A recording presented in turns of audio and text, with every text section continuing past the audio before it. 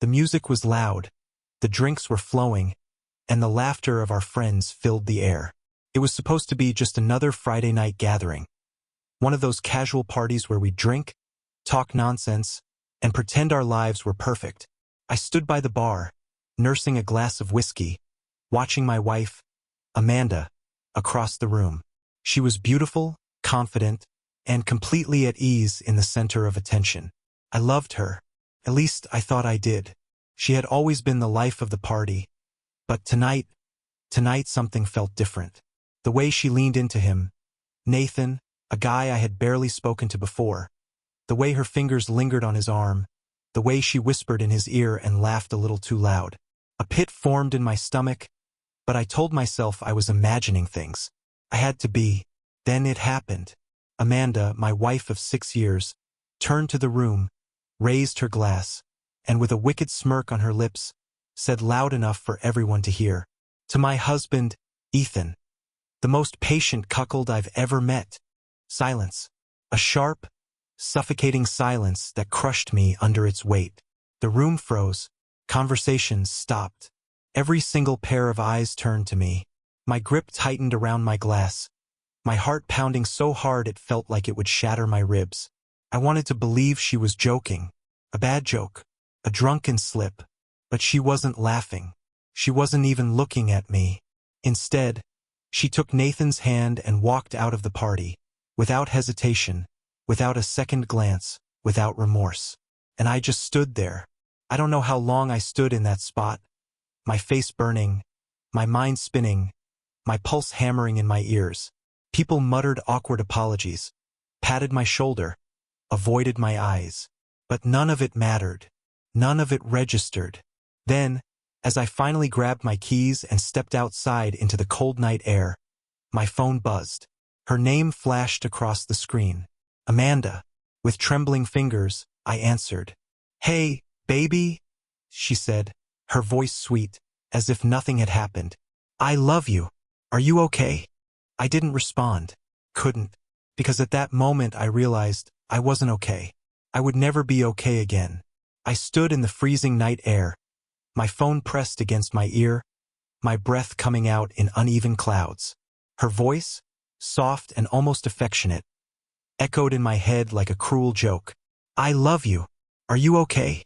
Was she mocking me? Did she think this was funny? My grip tightened around the phone, my knuckles turning white. "Amanda," I finally said, my voice hollow. "What the hell was that?" She sighed. A small, almost exasperated sound, as if I was the one making things difficult. "Oh, come on, Ethan. Don't be so dramatic. It was just a joke." A joke. I let out a dry, humorless chuckle. "You call humiliating me in front of all our friends a joke? You're overreacting," she said smoothly, like she was explaining something to a child. "It was just some fun, babe. You know I love you." I clenched my jaw, my free hand curling into a fist. Love? That word meant nothing coming from her lips. Not after what she just did. "Then why did you leave with him?" A pause. A hesitation. And then, in a voice that was both teasing and condescending, she said, "Because, Ethan, I wanted to. I should have hung up. I should have thrown my phone against the pavement and walked away. But I couldn't. I needed answers. I needed to understand what the hell was happening." "How long?" I asked, my voice barely above a whisper. "How long what?" she said innocently. "How long have you been screwing him?" She let out a laugh light, airy, as if this was nothing more than gossip between friends. "God, Ethan, you're so intense. It's not just him, you know. But does it really matter?" The world tilted. My breath hitched. Not just him. I had braced myself for pain. But this was something else. It was a knife twisting deep inside me, cutting through whatever illusions I had left. "You're sick," I muttered. "No, babe. I'm just honest," she said. And then, with a final laugh, she added, "Get some sleep. You'll feel better in the morning." The line went dead. I stood there, staring at my phone, the world around me fading into a blur. I should have cried. I should have screamed. But I felt nothing. Just numb. And in that numbness, something dark took root inside me. This wasn't over. I barely remember driving home that night. The city lights blurred together, a mix of neon and shadows, but none of it felt real. My hands gripped the steering wheel, my knuckles still white from the rage boiling beneath my skin. Amanda's voice echoed in my head on repeat. It's not just him, you know? Not just him. I pulled into the driveway, turned off the engine, and just sat there in the darkness, staring at the house we had built together. A home filled with lies. My heart pounded in my chest, the silence pressing against me like a weight. I stepped inside. Everything was exactly as we had left it earlier that evening. The scent of her perfume lingered in the air. Our wedding photo still hung on the wall, mocking me. For 6 years, I had believed in this marriage. For 6 years, I had convinced myself that Amanda was my partner, my best friend. I was a fool. I walked into the kitchen, poured myself a drink, and sat at the counter. My hands trembled as I lifted the glass to my lips. Whiskey burned my throat, but it wasn't enough to drown out the thoughts racing through my mind. Who else? How many? How long had she been doing this behind my back? I unlocked my phone and opened her social media, scrolling through pictures of us. Fake smiles, forced happiness. I looked at the comments, the likes, the friends she interacted with. Suddenly, I saw it all differently. Had they known? Had they laughed behind my back? I clenched my jaw and closed the app. No, I wouldn't do this to myself. I needed real answers, and I knew exactly where to start. I picked up my phone again, but this time, I wasn't scrolling through social media. I was searching for something else. Someone else. Private investigator. If Amanda wanted to play games, she was about to learn that I wasn't the same fool she had walked out on tonight. This wasn't about winning her back. This was about knowing the truth. And when I found it, when I had every single dirty secret laid out in front of me, she would regret ever thinking I was weak. I barely slept that night. Every time I closed my eyes, I saw Amanda's smirk, heard her voice dripping with amusement. It's not just him, you know? It played over and over in my mind like a broken record, taunting me, daring me to do something about it. By morning, I had already made my decision. I found a private investigator named Daniel Carter, a former cop turned freelancer with a reputation for being relentless. His website was simple, direct. You want the truth? I'll find it. That was all I needed. By noon, I was sitting across from him in a small office that smelled like stale coffee and cigarette smoke. Daniel was in his late 40s, his suit slightly wrinkled, his eyes sharp and calculating. He studied me for a long moment before finally speaking. So, what are we dealing with? He asked, leaning back in his chair. My wife, I said, my voice steady despite the storm raging inside me. She's cheating on me. I need to know how deep it goes. He nodded, as if he had heard the same story 1,000 times before. Maybe he had. You want proof? Photos? Videos? Names? Everything. Daniel scribbled something on a notepad. How long do you think it's been going on? I exhaled slowly. I don't know, but I have a feeling this didn't start yesterday. It never does, he muttered, flipping the page. Give me her schedule, the places she goes, the people she sees. Social media helps too. The more I have, the faster we get the truth. I handed over everything, her usual hangouts, her daily routines, even her stupid Instagram handle. How long will this take? I asked. Daniel smirked. Depends. If she's sloppy, a few days. If she's careful, a week or two. A week or two. The thought of living with her for that long, pretending like I didn't know, made my skin crawl. But I had no choice. I needed the truth. You sure you want to see what I find? He asked, his tone shifting. Some guys think they do, but once they see it, they regret it. I met his gaze without hesitation. I'd rather know the truth than live in a lie. He studied me for a moment, then nodded. All right, Ethan. You'll have your truth soon enough. As I left his office, I felt something I hadn't felt in a long time. Control. Amanda thought she was untouchable, that she could lie, cheat, humiliate me and get away with it. But she had no idea what was coming. This time I was the one watching her. And when the truth came out, I would make sure she never forgot it. The hardest part wasn't knowing she had betrayed me. It wasn't even waiting for the truth to be uncovered. The hardest part was pretending. Pretending that I didn't know. Pretending that I didn't see the way Amanda smiled at her phone when she thought I wasn't looking. That I didn't hear the barely concealed excitement in her voice when she told me she was meeting a friend after work. That I didn't notice the way she avoided my touch at night, turning away in bed, her body miles apart even though she lay right next to me. I had to act like the same Ethan she had humiliated that night at the party. Weak, clueless, pathetic. But inside I was anything but. The first update from Daniel came 3 days later. A single text message. She's definitely cheating. Got something for you. Meet me. My heart pounded as I read the words. I had asked for this, I wanted to know. But now that the truth was within reach, a part of me hesitated. What if it was worse than I imagined? I met Daniel in a dimly lit diner on the other side of town, far from anyone who might recognize me.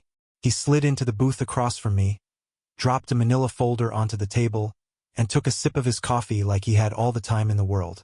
She's been busy, he said, tapping the folder. I swallowed hard before reaching for it. My hands were steady. I flipped it open. The first photo was of Amanda sitting in a sleek black car that I didn't recognize, laughing with a man whose face I had never seen before. The second was of them at a restaurant, leaning in too close, her hand on his wrist. The third made my stomach turn. Amanda, half-dressed, in a hotel room, straddling him. I forced myself to keep looking, to absorb every detail.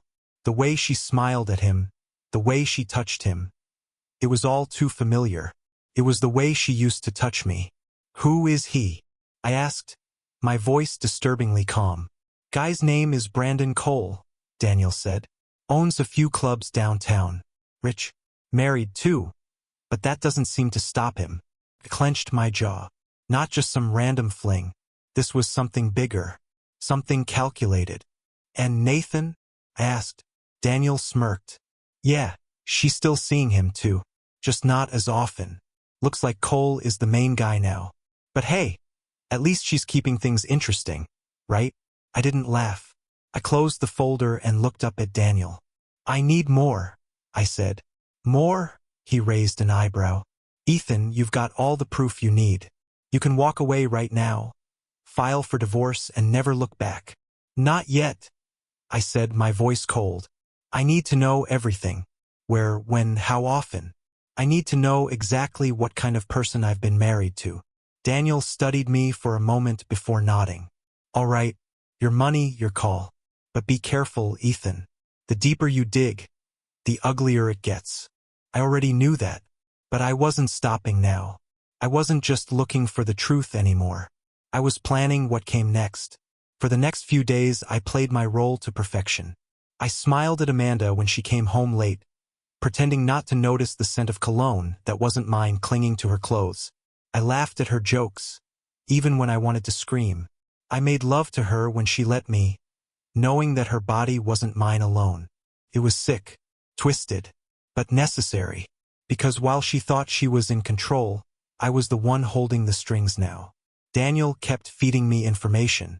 Amanda wasn't just sleeping with Brandon Cole. She was playing a dangerous game. Cole was married, but his wife was no fool. She had private security, lawyers on standby, and a reputation for destroying anyone who crossed her. If she found out about Amanda, things could get ugly fast. But Amanda didn't seem to care.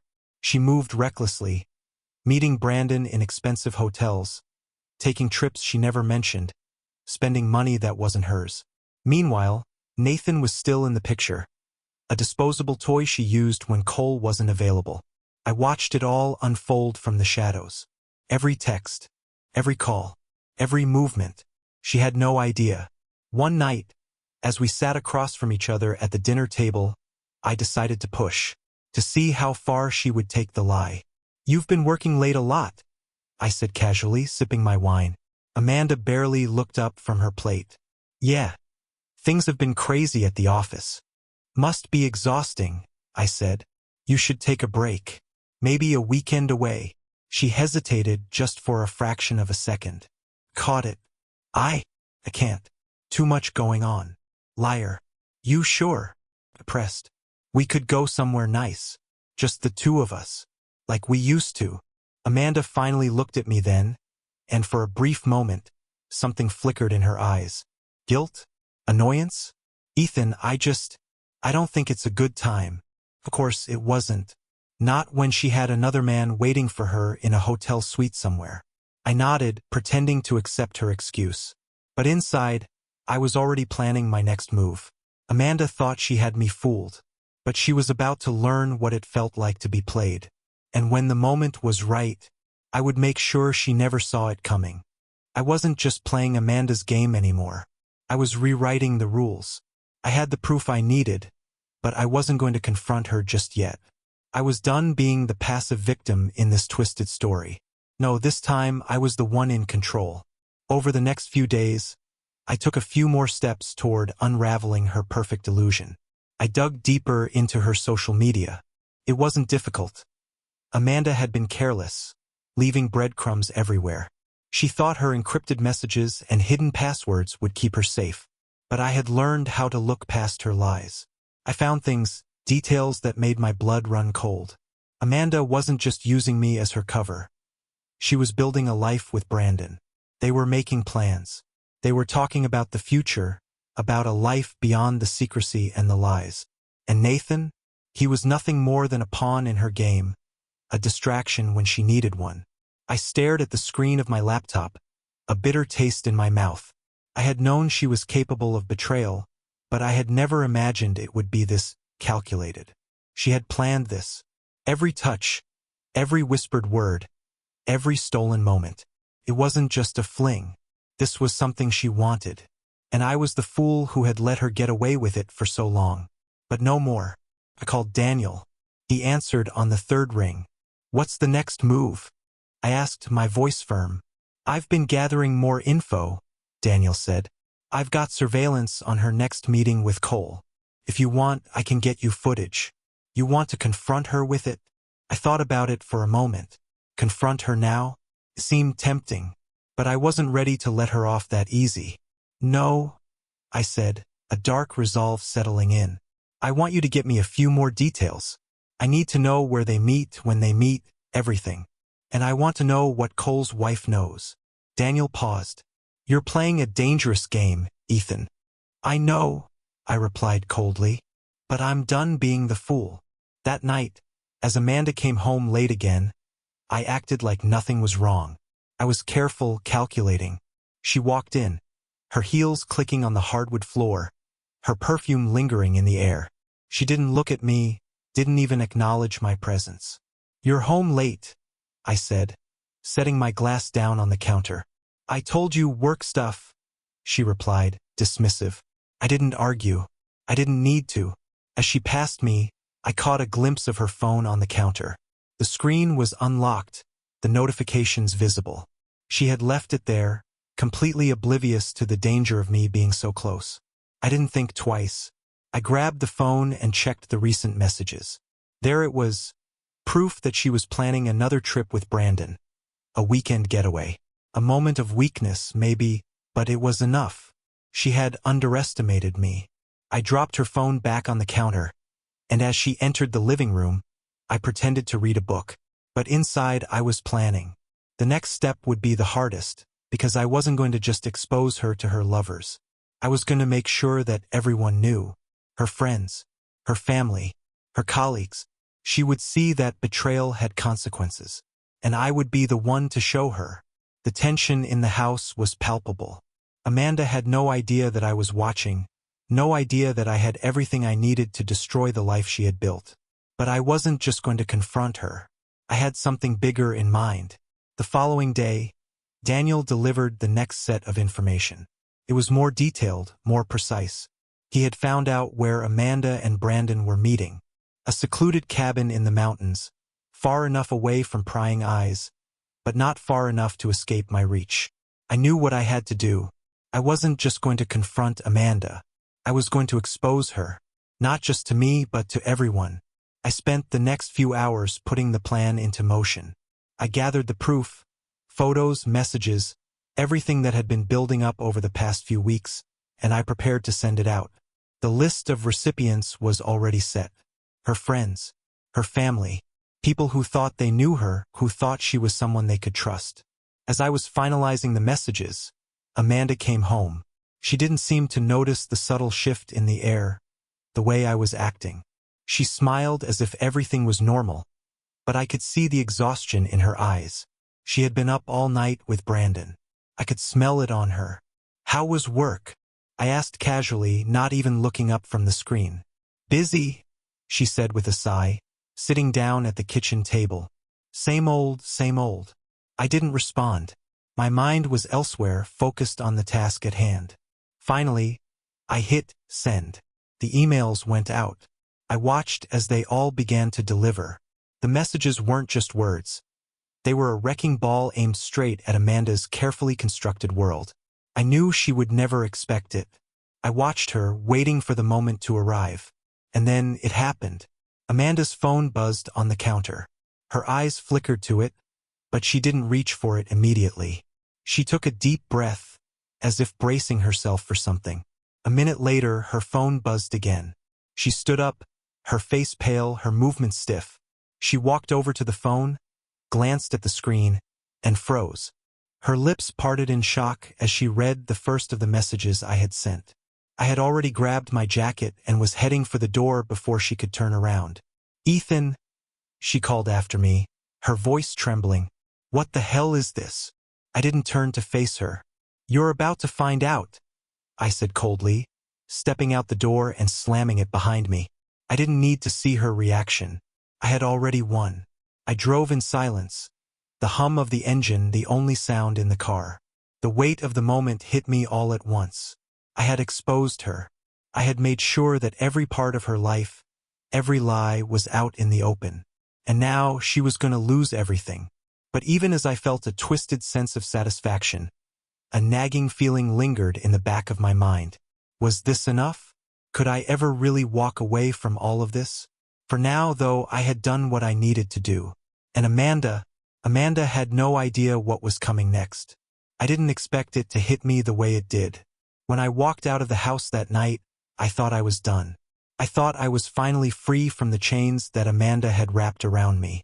I thought exposing her would be the end of the story, the end of her lies, her betrayal, everything. But as the messages I'd sent to her family, her friends, and her colleagues continued to land, a part of me felt the sting. The relief I'd been expecting didn't come. Instead, I felt an emptiness, a hollow ache in my chest that had nothing to do with the betrayal itself. Maybe it was guilt. Maybe it was the fear of what was about to come. Amanda didn't waste any time. I hadn't even made it halfway to the cabin before I got the first phone call. Ethan, what the hell is going on? Amanda's voice echoed through the phone, frantic and angry. You can't do this. You don't know what you're doing. I didn't respond immediately. The phone call felt pointless. She was too far gone to understand the gravity of what was happening. I don't care, Amanda, I finally said, my voice ice cold. You brought this on yourself. You think you can lie to me, cheat on me, humiliate me, and just walk away without consequences? You're wrong. But I didn't wait for her to finish. I hung up. I wasn't ready for the wave of messages that followed. Her family, her friends, every single one of them had something to say. Some were angry, some were confused, but all of them were disappointed. And I could tell that Amanda had never expected this. I watched as the fallout unfolded. Her mother sent me a message. Ethan, please, this isn't the way to handle things. Talk to her. Don't let this destroy your family. Her best friend, Lily, texted, Are you serious? What the hell is wrong with you? You need to talk to Amanda before it's too late. But the one message that stood out was from Brandon's wife. I don't know who you are, but I will make sure you pay for this. I don't care what it takes. I stared at her message for a long time. It wasn't the threat that got to me. It was the realization that Amanda's betrayal had put me in the crossfire of a world I didn't even know existed. I wasn't just ruining her life. I was ruining mine too. By the time I got to the cabin, It was clear that everything was spiraling out of control. I opened the door and saw Amanda sitting there, her eyes red from crying, her hands trembling as she held her phone. She looked up at me as I entered. "You did this to us?" she whispered, voice breaking. "You ruined everything." I stood there watching her. For the first time I saw her, really saw her. Not the woman I had married, but the woman she had become. "No," I said softly. "You ruined everything. You and your lies." Her face twisted in pain, but there was no apology, no regret, just the cold reality of her actions. And suddenly, I realized something. This wasn't just about revenge. It wasn't about punishing her or winning some twisted battle. It was about me, about finally seeing the truth and understanding what I had been blind to for so long. I didn't need her. I didn't need the lies. I didn't need her fake apologies. I turned and walked out of the cabin, the door slamming behind me. As I drove away, I knew I had made the right choice. But I also knew that nothing would ever be the same, and that the hardest part of all was yet to come. The days that followed were a blur of anger, regret, and confusion. I thought exposing Amanda's betrayal would bring me peace, but all it did was create chaos. Chaos I wasn't sure how to handle. Amanda tried to reach out, of course. Texts, calls, even a few desperate voicemails. She begged for forgiveness, pleaded for us to fix things. "We can work this out," she wrote. "I love you. I'm sorry. Please, just talk to me." But I didn't answer. Couldn't. I had no more words left for her. I wasn't sure what hurt more, the betrayal itself or the realization that I had stayed in a relationship for so long that was nothing but a facade. I thought I knew Amanda. I thought I had loved her, but now I wasn't so sure. Who was she really? Who was I? The worst part was the guilt I felt. The guilt over what I had exposed, the people I had dragged into this mess. Her family, her friends. They all believed they were protecting her, trying to mend the pieces of the life I had shattered. But none of them knew the full truth. And maybe that was for the best. But there was one person I had to confront. Brandon's wife. I didn't know her, didn't have a clue about her life, but I knew she was angry. I knew she would come after me, just like her message said. I drove to the address I'd found in the text she had sent. It wasn't far, just a quiet suburban neighborhood, the kind of place where everyone knew everyone's business. I parked my car across the street and watched. The house was pristine. A picture-perfect home that looked so out of place compared to the chaos swirling inside it. But as I sat there, I couldn't help but wonder how many other people were living in their own versions of this lie. How many relationships were built on falsehoods, on secrets, on things we could never take back. I had wanted revenge. I had wanted to make Amanda suffer the way I had. But now, as I stared at the house where she had built her life with someone else, all I could feel was exhaustion. Maybe I had already won. I pulled my phone from my pocket and sent one last message. To Amanda, to end this once and for all. I'm done. And I meant it. I wasn't going to let her drag me back into her world of lies. I wasn't going to let her manipulate me into forgiving her. Because I had learned something through all of this. Something that hurt more than anything else. The truth doesn't always set you free. Sometimes it just leaves you broken. As I drove away from the house, a strange calm washed over me. The chaos, the anger, the pain, they were all starting to fade. For the first time in weeks, I could breathe again. But deep down, I knew that the real journey, my real journey, had just begun. It wasn't over. I had told myself it was, but deep down I knew better. Nothing that messy, that painful, could ever be truly over. The aftermath of everything was like a slow burn. There were moments of calm, of relief, moments where I convinced myself I was moving on, that this was just a chapter in my life I was closing for good. But then there would be something, a song on the radio, a picture on social media, a random memory, and it would all come rushing back. Amanda was still there, lurking in the corners of my thoughts, and it drove me mad. I couldn't escape her completely, not yet, not after everything that had happened. And then there was the matter of Brandon's wife. She hadn't forgotten the message I'd sent, and I knew that. The threats were subtle at first, just enough to make me realize that this wasn't over. Not by a long shot. She was angry, but I couldn't tell if she was angrier with Amanda or with me. I didn't care. I had made my choices. I had exposed Amanda for who she really was. I had let the truth bleed out, no matter how painful. But that didn't mean I wasn't paying the price. In the days that followed, I avoided everyone. I stopped going to my favorite spots, stopped seeing friends, and turned down invites to anything that could possibly drag me back into the old world I'd left behind. I needed distance, space to breathe. I needed to rebuild. But rebuilding isn't something you can do in a day. The weight of everything was suffocating. The guilt, the anger, the loneliness. Even though Amanda had been the one to betray me, I felt like I had betrayed myself. The relationship I had fought so hard to hold on to had never been real, not in the way I had believed. And that hurt more than any of the lies she told me. I tried to go back to normal life. I tried to re-enter the world as if nothing had happened. But how do you go back to normal when you've seen the truth? When you've let everything you thought you knew crumble at your feet? Couldn't. One day, as I sat in my living room, staring at nothing in particular, my phone buzzed. A message. From Amanda. "Ethan, please. I'm sorry. I don't know what I was thinking. I was lost and I need you. I need us to talk." I stared at the message, feeling nothing. No rage. No sadness. Just nothing. I didn't answer. I didn't have to, because I knew, deep down, that the hardest part of all wasn't confronting Amanda or even walking away from her. It was accepting that sometimes the hardest thing you can do is let go of something you once believed in. And that was the real ending. I wasn't going to chase after something that wasn't real. I wasn't going to pretend that everything could go back to how it was. I had learned the most painful lesson of all. The truth doesn't make life easier. It just forces you to face what's been broken for far too long. And with that, I let go. I took one last look at the life I had shared with Amanda and then, for the first time in a long while, I walked away. It was time to start a new chapter. One where I wasn't bound by the past. One where I could finally move forward. It wasn't going to be easy, but nothing worth having ever is. If you've made it this far, you know the pain of betrayal and the strength it takes to move on.